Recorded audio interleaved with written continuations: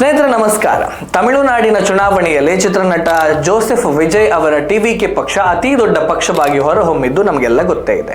ತಮಿಳುನಾಡಿನಲ್ಲಿ ಹೊಸ ಪ್ರಾದೇಶಿಕ ಪಕ್ಷಕ್ಕೆ ಅಲ್ಲಿನ ಜನತೆ ಮತ ಹಾಕಿ ಗೆಲ್ಲಿಸ್ತಾ ಇದ್ದ ಹಾಗೆ ಕರ್ನಾಟಕದಲ್ಲೂ ಕೂಡ ಕೆಲವು ಸೋಕಾಲ್ಡ್ ಇನ್ಫ್ಲುಯೆನ್ಸರ್ಗಳು, ಹೋರಾಟಗಾರರು ಕರ್ನಾಟಕಕ್ಕೂ ಟಿವಿಕೆ ಮಾದರಿಯ ಪ್ರಾದೇಶಿಕ ಪಕ್ಷ ಬೇಕು, ತಮಿಳುನಾಡಿನಲ್ಲಿ ಪ್ರಾದೇಶಿಕ ಪಕ್ಷಗಳ ಆಳ್ವಿಕೆಯಿಂದ ರಾಜ್ಯ ತುಂಬಾ ಮುಂದೆ ಹೋಗಿದೆ, ಪ್ರಾದೇಶಿಕ ಪಕ್ಷಗಳಿಂದ ಮಾತ್ರ ರಾಜ್ಯದ ಅಭಿವೃದ್ಧಿ ಸಾಧ್ಯ ಅಂತೆಲ್ಲ ಹೇಳೋದಕ್ಕೆ ಶುರು ಮಾಡಿದ್ದಾರೆ. ಹೌದಾ, ನಿಜಕ್ಕೂ ಪ್ರಾದೇಶಿಕ ಪಕ್ಷಗಳಿಂದ ರಾಜ್ಯಗಳ ಅಭಿವೃದ್ಧಿ ಸಾಧ್ಯ ಇದೆಯಾ ಅನ್ನೋದನ್ನ ಫ್ಯಾಕ್ಟ್ ಚೆಕ್ ಅನ್ನ ನಿಮ್ಮ ಮುಂದೆ ಇಡುವಂತಹ ಪ್ರಯತ್ನವನ್ನ ಮಾಡ್ತೇವೆ. ಈ ವಿಡಿಯೋವನ್ನ ಕೊನೆ ತನಕ ನೋಡಿ. ಉತ್ತರ ಪ್ರದೇಶವನ್ನ ಅಲ್ಲಿನ ಪ್ರಾದೇಶಿಕ ಪಕ್ಷಗಳಾದಂತಹ ಸಮಾಜವಾದಿ ಮತ್ತು ಬಹುಜನ ಸಮಾಜವಾದಿ ಪಕ್ಷಗಳು ಒಟ್ಟು 20 ವರ್ಷಗಳ ಕಾಲ ಆಳ್ವಿಕೆ ನಡೆಸಿತ್ತು. ಈ ಸಮಯದಲ್ಲಿ ಹಗರಣಗಳು, ಗೂಂಡಾರಾಜ್, ಕಾನೂನು ಮತ್ತು ಸುವ್ಯವಸ್ಥೆಯ ಅವ್ಯವಸ್ಥೆಯೇ ಮುನ್ನೆಲೆಗೆ ಬಂತೆ ವಿನಃ ಅಭಿವೃದ್ಧಿ ಅಲ್ಲ. ಅಖಿಲೇಶ್ ಯಾದವ್ ಕೊನೆಯ ಬಾರಿ ಆಳ್ವಿಕೆ ನಡೆಸಿದ ಸಮಯದಲ್ಲಿ ಅಂದ್ರೆ 2016ರಲ್ಲಿ ಆ ರಾಜ್ಯದ ಸಾಲ ಮತ್ತು ಒಟ್ಟು ಉತ್ಪಾದಕತೆಯ ಪ್ರಮಾಣ ಅಂದ್ರೆ ಡೆಪ್ಟ್ ಟು GSDP ರೇಷಿಯೋ 35.5% ಇತ್ತು. ರಾಷ್ಟ್ರೀಯ ಪಕ್ಷವೊಂದು ಅಧಿಕಾರಕ್ಕೆ ಬಂದ ಬಳಿಕ ಡೆಪ್ಟ್ ಟು GSDP ರೇಷಿಯೋ ಡ್ರಾಸ್ಟಿಕಲಿ ಕಡಿಮೆ ಆಗಿದೆ. ಪ್ರಸ್ತುತ ಉತ್ತರ ಪ್ರದೇಶದ ಡೆಪ್ಟ್ ಟು GSDP ರೇಷಿಯೋ 30%. ಪ್ರಸ್ತುತ 2 ರಾಜ್ಯಗಳು ಮಾತ್ರ ಸಾಲದ ಮಿತಿಯಲ್ಲಿದೆ, ಗುಜರಾತ್ ಮತ್ತು ಮಹಾರಾಷ್ಟ್ರ.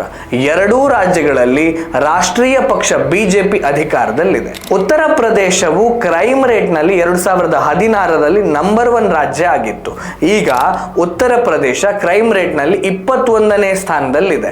GST ಸಂಗ್ರಹದಲ್ಲಿ ಉತ್ತರ ಪ್ರದೇಶ 2ನೇ ಸ್ಥಾನಕ್ಕೆ ಜಿಗಿದಿದೆ. ಇದು ರಾಷ್ಟ್ರೀಯ ಪಕ್ಷದ ಸರ್ಕಾರವೊಂದರ ಸಾಧನೆ. ಇನ್ನು ಬಿಹಾರವನ್ನ ಲಾಲು ಪ್ರಸಾದ್ ಯಾದವ್ ಅವರ RJD 15 ವರ್ಷಗಳ ಕಾಲ ಆಳ್ವಿಕೆ ನಡೆಸಿತ್ತು. ಆ ಆಳ್ವಿಕೆ ಹೇಗಿತ್ತು ಅನ್ನುವುದು ನಮಗೆಲ್ಲ ಗೊತ್ತೇ ಇದೆ. ಬಿಹಾರವನ್ನ ಜಂಗಲ್ ರಾಜ್ ಅಂತ ಕರೀತಾ ಇದ್ದದ್ದು ಅದೇ ಸಮಯದಲ್ಲಿ. ಪಶ್ಚಿಮ ಬಂಗಾಳದಲ್ಲಿ 15 ವರ್ಷಗಳ ಕಾಲ ಸತತವಾಗಿ ಪ್ರಾದೇಶಿಕ ಪಕ್ಷ ಆಗಿರುವಂತಹ ತೃಣಮೂಲ ಕಾಂಗ್ರೆಸ್ ಹೇಗೆ ಆಳ್ವಿಕೆ ನಡೆಸಿತ್ತು ಅನ್ನೋದನ್ನ ನಾವೆಲ್ಲ ನೋಡಿದ್ದೇವೆ. ಈ 15 ವರ್ಷಗಳ ಕಾಲ ಅಭಿವೃದ್ಧಿ ಎಂಬ ಪದವನ್ನೇ ಪಶ್ಚಿಮ ಬಂಗಾಳದ ಡಿಕ್ಷನರಿಯಿಂದ ತೆಗೆದುಹಾಕಲಾಗಿತ್ತು. ಅತ್ಯಾಚಾರ, ಭ್ರಷ್ಟಾಚಾರ, ಕ್ರೌರ್ಯ, ಗೂಂಡಾರಾಜ್, ಬಾಂಗ್ಲಾದೇಶಿ ಅಕ್ರಮ ವಲಸಿಗರನ್ನ ಸಾಕಿದ್ದೇ ತೃಣಮೂಲ ಕಾಂಗ್ರೆಸ್ನ ಸಾಧನೆ. ಇನ್ನು ಕರ್ನಾಟಕದ ಸೋಕಾಲ್ಡ್ ಹೋರಾಟಗಾರರು ಬೊಟ್ಟು ಮಾಡಿ ತೋರಿಸುವಂತಹ ತಮಿಳುನಾಡಿನ ಸ್ಥಿತಿ ಹೇಗಿದೆ ಅನ್ನೋದನ್ನು ನೋಡೋಣ. ತಮಿಳುನಾಡಿನಲ್ಲಿ ಸುದೀರ್ಘ ಅವಧಿ ಪ್ರಾದೇಶಿಕ ಪಕ್ಷಗಳೇ ಆಳ್ವಿಕೆಯನ್ನು ನಡೆಸ್ತಾ ಬರ್ತಾ ಇದೆ. ನೀವೊಮ್ಮೆ ಲಿಸ್ಟ್ ಆಫ್ ಟಾಪ್ 10 ಹೈಯೆಸ್ಟ್ ಡೆಪ್ಟ್ ಸ್ಟೇಟ್ಸ್ ಇನ್ ಇಂಡಿಯಾ ಅಂತ ಗೂಗಲ್ ಸರ್ಚ್ ಮಾಡಿ ನೋಡಿ. ಮೊದಲನೇ ಸ್ಥಾನದಲ್ಲಿ ತಮಿಳುನಾಡು ರಾಜ್ಯವೇ ಬರುತ್ತೆ. ತಮಿಳುನಾಡಿನ ಡೆಪ್ಟ್ ಟು GSDP ರೇಷಿಯೋ 26% ಇದ್ದರೆ ಕರ್ನಾಟಕದ್ದು 24% ಇದೆ. ಇದು ತಮಿಳುನಾಡಿನಲ್ಲಿ ಇಲ್ಲಿಯವರೆಗೆ ಪ್ರಾದೇಶಿಕ ಪಕ್ಷಗಳ ಆಳ್ವಿಕೆಯ ಸಾಧನೆ. ಜೋಸೆಫ್ ವಿಜಯ್ ಈಗಷ್ಟೇ ರಾಜಕೀಯದ ಪ್ರವರ್ಧಮಾನಕ್ಕೆ ಬರ್ತಾ ಇರುವಂತಹ ರಾಜಕಾರಣಿ. ಅವರ ಆಡಳಿತ ಹೇಗಿರುತ್ತೆ ಅನ್ನೋದನ್ನ ನಾವು ಮುಂದೆ ನೋಡಬೇಕಷ್ಟೇ.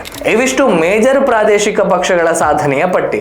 ಇನ್ನೂ ಕೆಲವಿದ್ದಾವೆ. ಜಾರ್ಖಂಡ್ನ JMM, ಕಾಶ್ಮೀರದ ನ್ಯಾಷನಲ್ ಕಾನ್ಫರೆನ್ಸ್, PDP, ಮಹಾರಾಷ್ಟ್ರದ NCP, ಶಿವಸೇನೆ, ಆಂಧ್ರದ YSR ಕಾಂಗ್ರೆಸ್, ತೆಲಂಗಾಣದ BRS, AIMIM, ದೆಹಲಿಯ AAP, ಒಂದು ಕಾಲದ ರಾಷ್ಟ್ರೀಯ ಪಕ್ಷ ಆಗಿ ಇವತ್ತು ಪ್ರಾದೇಶಿಕ ಪಕ್ಷಕ್ಕಿಂತಲೂ ಕಡೆಯಾಗಿರುವಂತಹ ಕಮ್ಯುನಿಸ್ಟ್ ಪಕ್ಷಗಳ ಸಾಧನೆಯನ್ನ ಹೇಳುವುದು ಬೇಡ ಅಂತ ಅಂದ್ಕೊಳ್ತೇನೆ.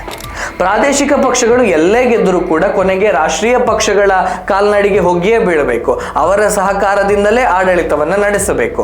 ಅಧಿಕಾರ ಸಿಕ್ಕ ಕೂಡಲೇ ಭ್ರಷ್ಟಾಚಾರ, ಸ್ವಜನ ಪಕ್ಷಪಾತ, ಪ್ರಾದೇಶಿಕವಾದ ಕುಟುಂಬ ರಾಜಕಾರಣದಲ್ಲೇ ಮುಳುಗುವ ಪ್ರಾದೇಶಿಕ ಪಕ್ಷಗಳಿಂದ ಯಾವ ರಾಜ್ಯವೂ ಕೂಡ ಇಲ್ಲಿಯವರೆಗೆ ಹೇಳಿಕೊಳ್ಳುವ ಅಭಿವೃದ್ಧಿಯನ್ನು ಹೊಂದಿಲ್ಲ ಅನ್ನೋದು ಈ ಕಾಲದ ಸತ್ಯ.